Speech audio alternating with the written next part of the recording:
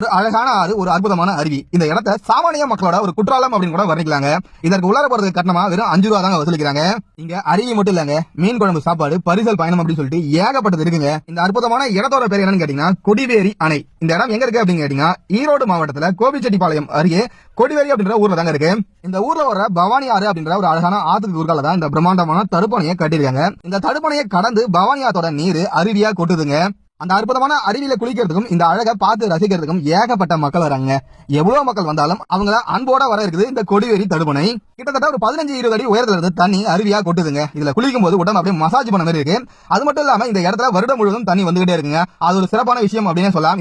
இங்க அருவி மட்டும் இல்லங்க, இங்க பரிசல் சவாரியும் இருக்குங்க. பரிசல் சவாரியோட கட்டணம் மிக மிக குறைவுங்க. அரை மணி நேரத்துக்கு 50 ரூபா தான், 1 மணி நேரத்துக்கு 100 ரூபா தான். உங்களுக்கு விருப்பப்பட்ட கட்டணத்துல நீங்க பயணிக்கலாம். அது மட்டும் இல்லங்க, இந்த ஆத்துலயும் இந்த தடுப்பணையிலும் பிடிக்கப்பட்ட மீனை இங்க குழம்பு வச்சும் வறுத்தும் தராங்க. பரிசல ஒரு பயணம் போயிட்டு அருவியில ஒரு ஜாலியா ஒரு குளிரை போட்டு கடைசியா மீன் குழம்பு சாப்பாட்டை ஒரு புடிச்சிட்டு வரலாங்க. மற்ற இடங்களை கம்பேர் பண்ணும்போது எல்லா கட்டணமும் இங்க மிக குறைவா இருக்குங்க. அதனாலதான் இதை சாமானியர்களோட குற்றாலம் அப்படின்னு கூட வர்ணிக்கலாங்க.